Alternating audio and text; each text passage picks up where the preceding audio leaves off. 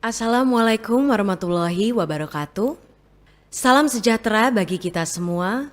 Selamat sore teman-teman baik yang berada di dalam maupun di luar negeri. Semoga kita selalu dalam keadaan sehat dan selalu bersemangat. Saya Maudia Yunda kembali hadir untuk menyampaikan informasi menarik dari rangkaian kegiatan Presidensi G20 Indonesia. Teman-teman G20, pajak, sebagaimana kita ketahui, merupakan salah satu sumber pendapatan terbesar negara yang digunakan untuk melanjutkan pembangunan dan kemakmuran rakyat. Dan saat ini, transparansi pajak dan pertukaran informasi terkait perpajakan menjadi aspek penting untuk mendorong pertumbuhan ekonomi, terutama dalam masa pemulihan pasca pandemi COVID-19. Sebagai pemangku presidensi G20, Indonesia mendorong penuh peningkatan transparansi pajak antar negara. Sistem perpajakan internasional yang adil dan transparan menjadi penting untuk mengatasi penggelapan dan penghindaran pajak, mencegah transfer pricing, dan mendorong kebijakan perpajakan nasional yang kondusif. Namun, hal ini hanya akan berdampak masif jika dilakukan secara kolektif. Maka dibutuhkan kerjasama internasional dalam menerapkan standar transparansi dan pertukaran informasi perpajakan, serta penegakan hukum terkait perpajakan yang tidak hanya mencakup satu negara.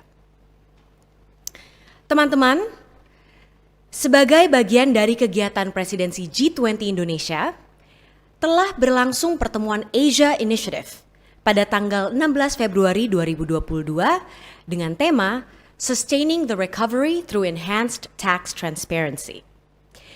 Asia Initiative sendiri adalah inisiatif yang diluncurkan pada November 2021 dan disepakati oleh 11 negara Asia untuk mendorong transparansi perpajakan di Asia.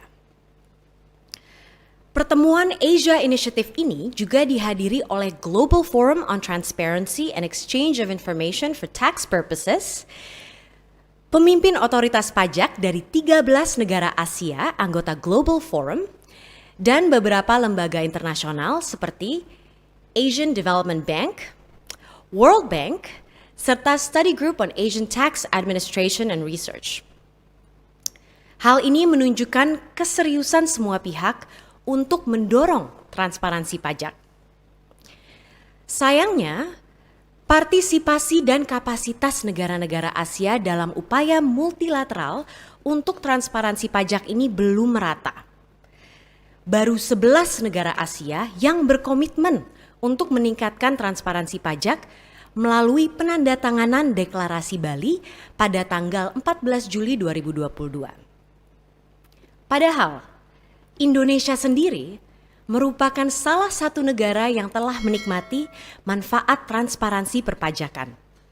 Salah satunya adalah pemetaan potensi penghasilan inbound senilai 683 triliun rupiah berupa dividen, bunga, penjualan, dan penghasilan lain.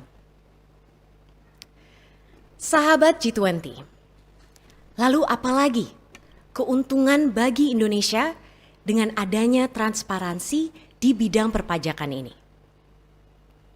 Yang pertama, transparansi pajak tentu akan mempersempit ruang gerak aktivitas penghindaran pajak antar negara yang akhirnya mendorong terciptanya kepatuhan wajib pajak serta penerimaan pajak yang optimal sebagai sumber pembiayaan pembangunan.